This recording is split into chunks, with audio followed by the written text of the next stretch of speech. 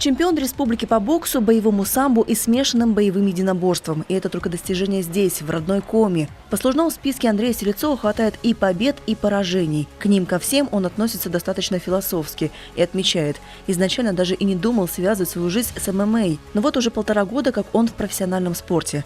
Боец специального назначения, именно так его чаще всего называют. Это отголоски его службы в армии. Ухтинец – ветеран разведки отряда спецназначения «Беркут». Ну, армия, что прежде всего дает, мне кажется, мужчине это дисциплину.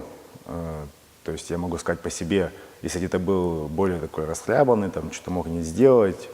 Вот. Ну, после армии все изменилось. То есть вещи, которые нужно делать, и ты их делаешь, как бы там хотелось бы, тебе не хотелось.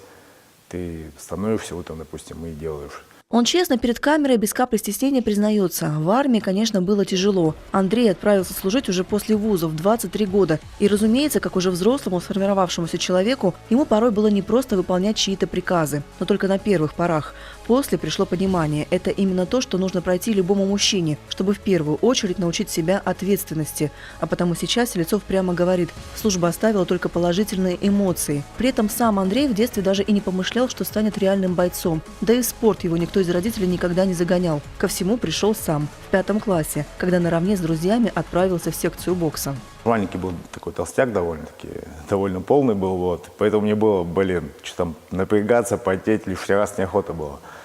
Вот. Я физкультуру в школе постоянно прогуливал, кстати. Там, либо прогуливал ее, либо там какие-то справки находил, либо живот у меня болел, либо голова. Ну, там куча отмазок было, чтобы не ходить. А потом уже где-то в классе, наверное, в 10 классе, в 11 с товарищем пошли в тренажерный зал. А в университете к боксу добавилось дзюдо, втянулся, после еще и карате. А в 2008 году ухтинец впервые выступил на соревнованиях по рукопашному бою. И сразу победа. Еще через 2 года непосредственно перед армией состоялось и первое выступление в ММА. И это так затянуло, что сегодня Андрей занимается боями на постоянной основе, в перерывах между которыми он активно работает с детьми.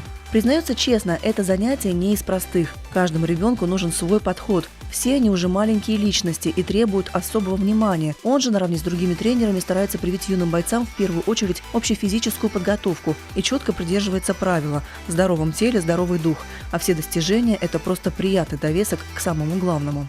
Для нас главное, чтобы они вот просто, кто есть, кто хочет, они выступили, почувствовали, там, поверили в себя, если выиграли. Ну и плюс такой какой-то внутренний стимул у них, что ли, там, я выиграл, получил медальку, там, я могу. Вот. Мы там не заставляем вес гонять, то есть многие тренера уже с малого детства заставляют своих учеников там, подгонять вес к весовым категориям, там, не есть, там, грубо говоря, не пить. Мы против этого, то есть вот есть там сколько он весит, пусть столько выступает, как бы. Их здоровье – это сейчас главное, то есть мы хотим здоровое поколение вырастить. Сегодня это правило, что раз пришел в спорт, то должен 100% стать спортсменом, уже не работает, отмечает Селецов. На тренировках ему важно вырастить личностей, людей с большой буквы, для которых здоровый образ жизни станет определяющим, а дисциплина только поможет в будущем нынешним юным спортсменам, научит их усидчивости и стойкости, пытается привить ухтинский боец спецназначения своим подопечным и чувство патриотизма, а также уверенности в собственных силах. И только такой ребенок в будущем сможет стать действительно успешным человеком, уверен боец. Любовь Лапина, Евгений Грох, телеканал Юрган, Ухта.